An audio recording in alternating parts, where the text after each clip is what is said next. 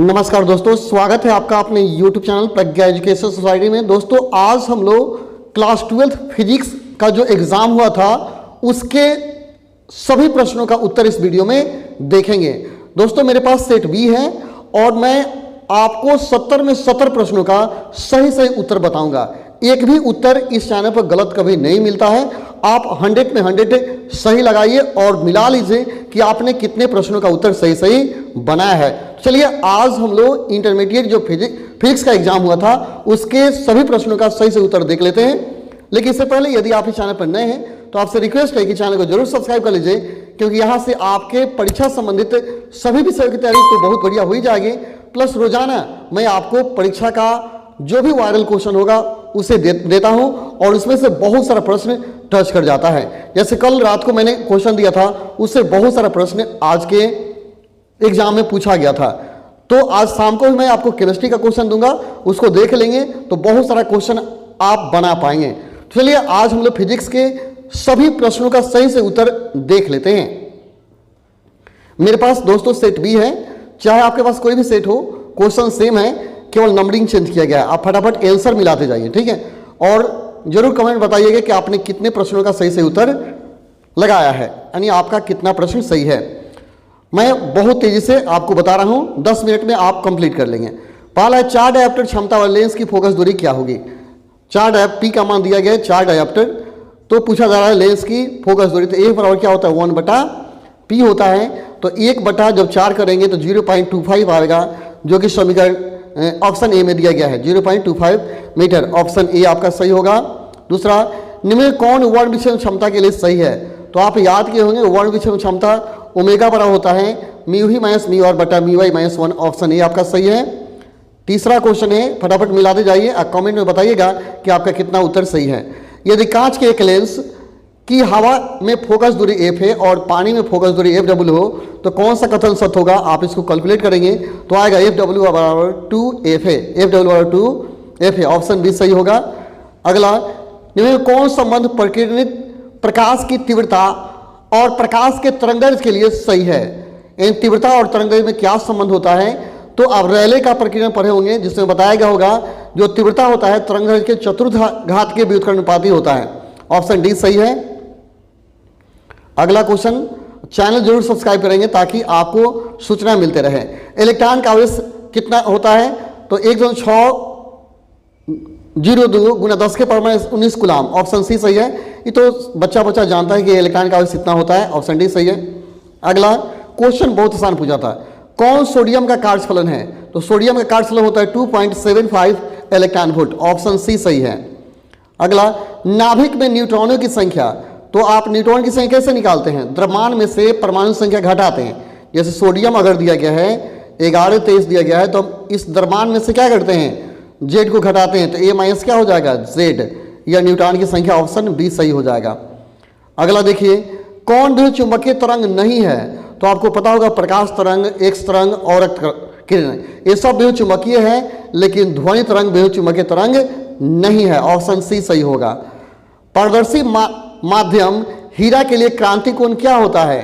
तो हीरा का क्रांति कोण 24.41 होता है, जो कि सबसे अधिक होता है। ऑप्शन डी सही है। फोटोन की ऊर्जा बराबर होती है, फोटोन की ऊर्जा E बराबर hv होता है, याद किए होंगे। ऑप्शन ए सही है। अगला, चुंबकीय क्षेत्र की तीव्रता h के बराबर होता है। तीव्रता h का मान किसके बराबर होता है ये बताना है। तो B0 बटा f μ0। ऑप्शन ए आपका सही हो जाएगा।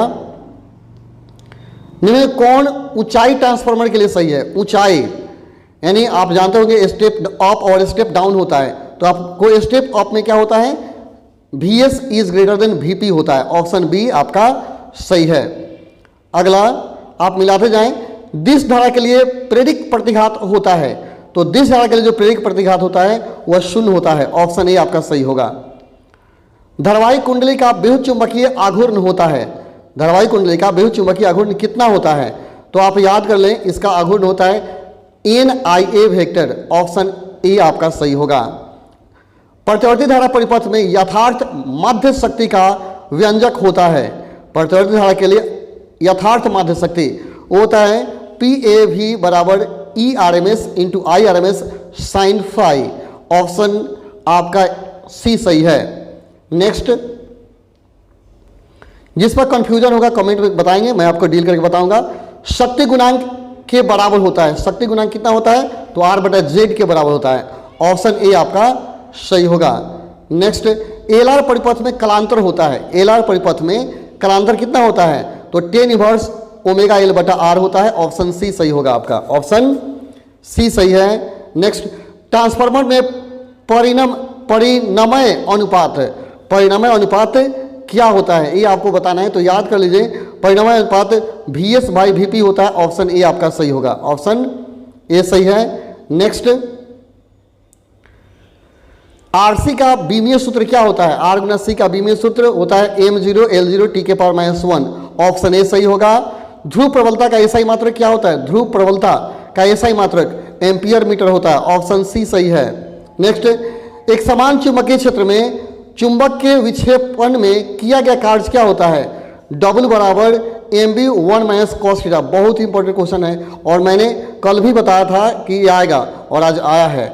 कल के वीडियो में देख लीजिएगा, बहुत सारा क्वेश्चन टच किया है। आज भी मैं केमिस्ट्री का दूंगा, उसमें बहुत सारे क्वेश्चन आपके परीक्षा में कल पूछे जाएंगे। अगला, सरल संरचना की आवर्धन क्षमता कितनी होती है? 1 + d/f होता है। ऑप्शन बी सही है। संपर्कित दो लेंसों की शक्ति क्या होती है? तो P बराबर P1 + P2 होता है। ऑप्शन ए सही है। अगला, μg बराबर 3/2 और μw बराबर 4/3, तो ओमेगा μg होता है। इसको जब हल कीजिएगा तो 8/9 आएगा। ऑप्शन डी सही होगा। अगला, कांच के लिए क्रांति कोण, तो कांच के लिए क्रांति कोण का मान 42 डिग्री होता है। ऑप्शन डी आपका सही होगा, ऑप्शन डी। नेक्स्ट, विद्युत चुंबकीय तरंग की प्रकृति क्या होती है? तो विद्युत चुंबकीय तरंग अनुप्रस्थ होता है। ऑप्शन ए आपका सही है। अगला, त्रिपार्श्व के पदार्थ का अपवर्तनांक क्या होता है? माने प्रिज्म के पदार्थ का अपवर्तनांक कितना होता है, ये आपको बताना है। तो अपवर्तनांक होता है sin A/2 बटा sin A + Δm। Option B सही है आपका।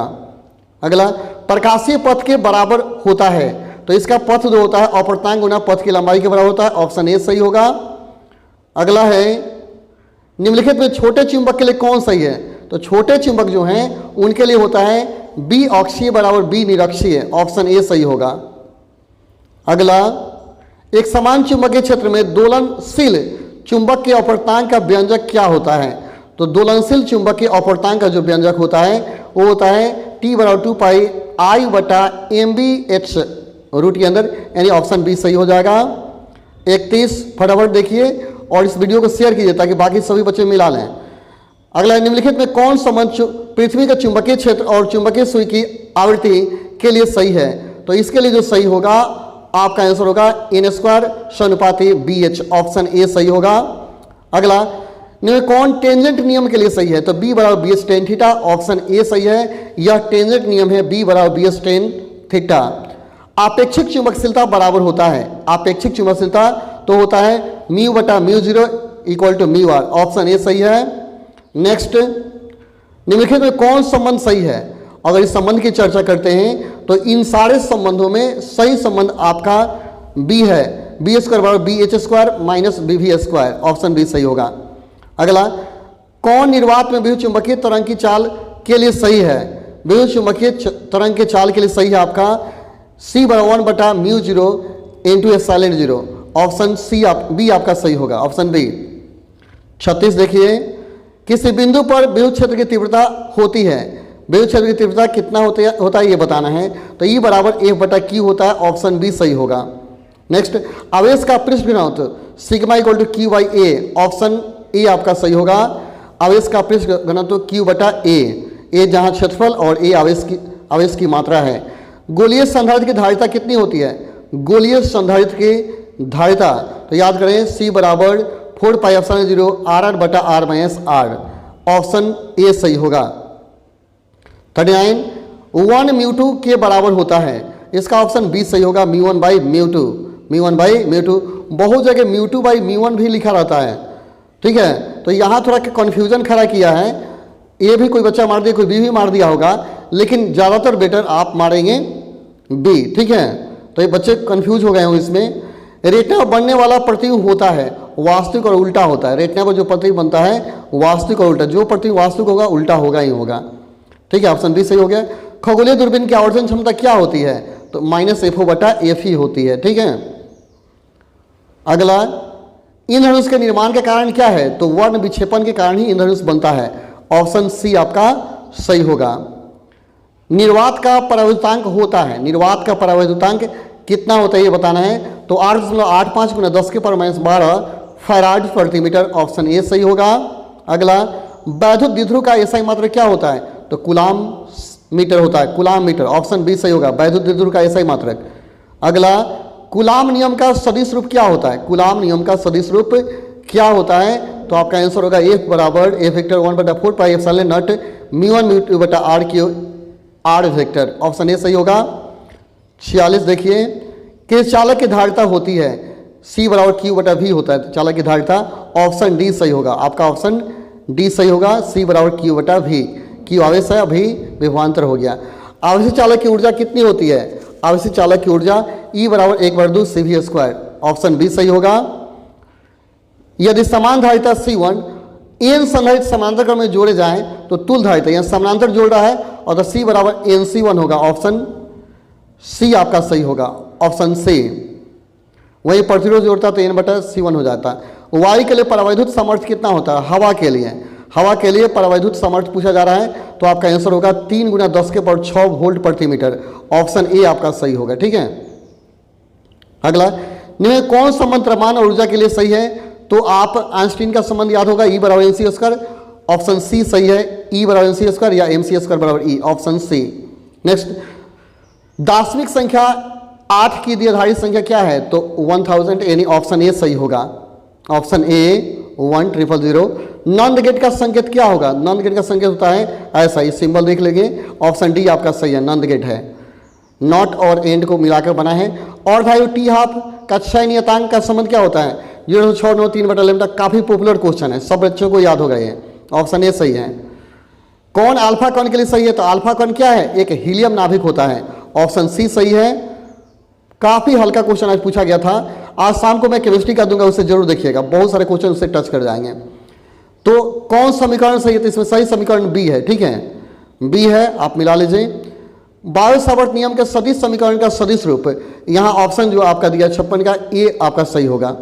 ठीक है, बायो सावर्त रूल्स है। अगला है, पृथ्वी के पृष्ठ पर बी वेक्टर का मान क्या होता है? पृथ्वी के पृष्ठ पर बी वेक्टर का मान 10⁻5 टेस्ला होता है। ऑप्शन डी सही होगा। धारावाहिक कुंडली का विद्युत चुंबकीय आघूर्ण होता है, धारावाहिक कुंडली का विद्युत चुंबकीय आघूर्ण होता है M वेक्टर बराबर NI A vector. Option C सही है।